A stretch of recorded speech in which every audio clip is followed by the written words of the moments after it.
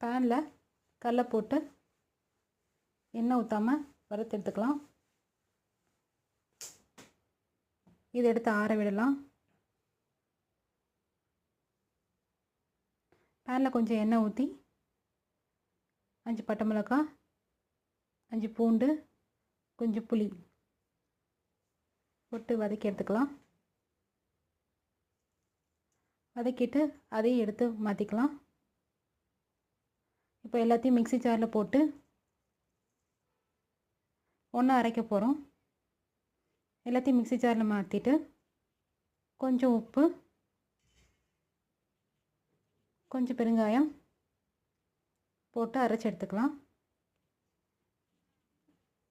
தாளிக்க கொஞ்சம் எண்ணெய் ஊற்றி சீரகம், கடுகு,